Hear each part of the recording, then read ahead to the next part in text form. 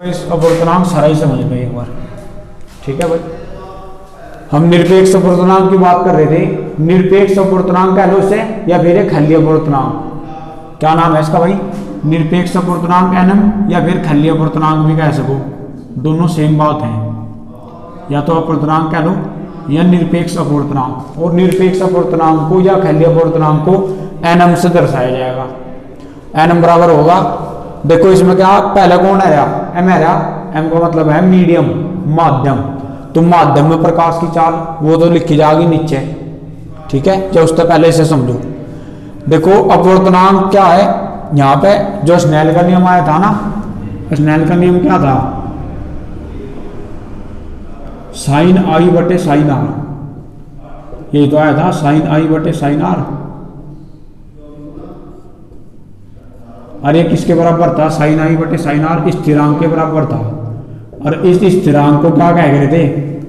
इस स्थिरांक को दूसरे माध्यम का अपवर्तनांक पहले की तुलना में, दूसरे का अपवर्तनांक पहले की तुलना में क्या कह रहे थे? इस स्थिरांक को हम, इस स्थिरांक को कह रहे थे दूसरे माध्यम का अपवर्तनांक पहले की तुलना में। तो जो जिसका हम ले रहे वो तो लेना शुरू में, और जिसके सापेक्ष ले रहे, ठीक है, वो लिखना बाद में।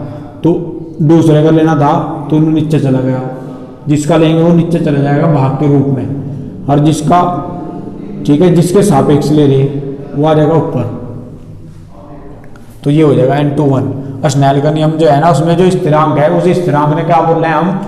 इस स्थिरांक ने बोल लेंगे माध्यम 2 का माध्यम 1 के सापेक्ष अपवर्तनांक। माध्यम 2 का माध्यम 1 के सापेक्ष अपवर्तनांक बोलेगा ये।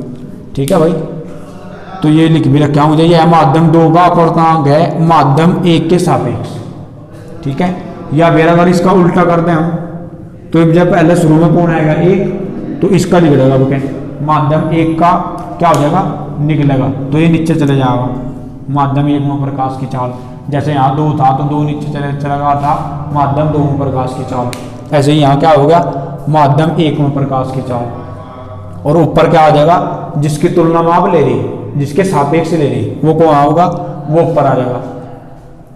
अब हम इसकी बात कर रहे थे, ये निरपेक्ष अपवर्तनांक है एनएम बराबर C/V।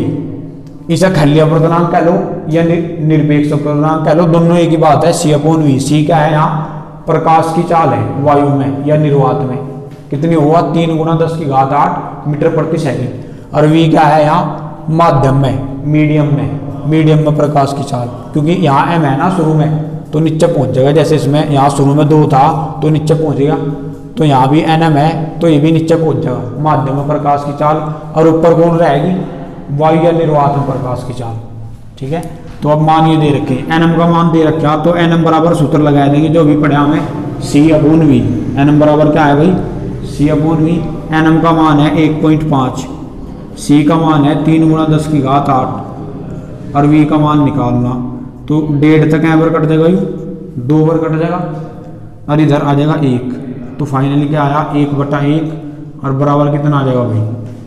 3 बार, 2 बार कटाना यूँ, तो 2 × 10⁸, और बटे में V। तो V बराबर क्या आ जाएगा यहाँ? 2 × 10⁸ मीटर प्रति सेकंड। ये किसमें आई?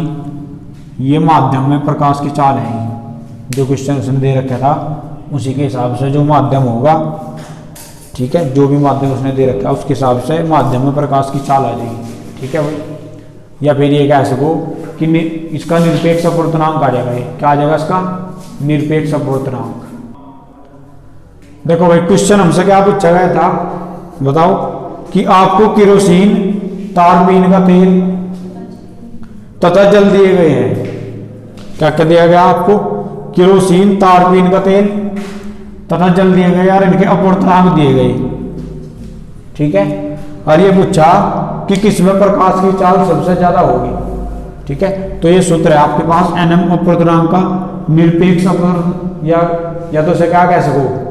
निरपेक्ष अपवर्तनांक, या फिर खल्ली अपवर्तनांक। ठीक है भाई, इसका फार्मूला क्या हो? C/V।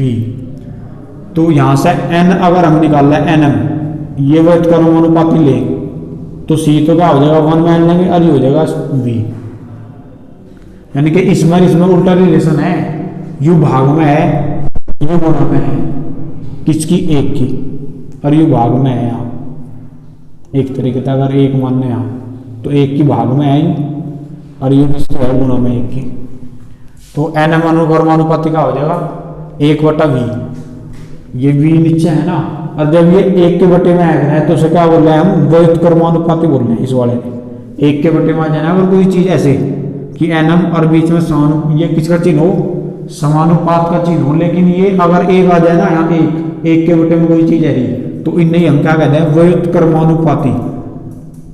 इसे क्या कहते हैं, व्युत्क्रमानुपाती कहते हैं। और ये समानुपाती का चिन्ह हो, ये क्या है चिन्ह हो, समानुपाती का। अगर इसे इसके आगे एक आ जाए, एक के बटे में कोई चीज आ जाए तो इन दोनों में उल्टा रिलेशन होगा। अगर यू बढ़ेगा तो क्या, यदि v बढ़ जाए, v क्या हो गया, बढ़ गया, तो जो एन एम है वो क्या हो जाएगा, घट जाएगा। क्या हो जाएगा, घट जाएगा। यदि एन एम को बढ़ा दें, एन एम को हमने बढ़ा दिया तो v क्या हो जाएगा, घट जाएगा।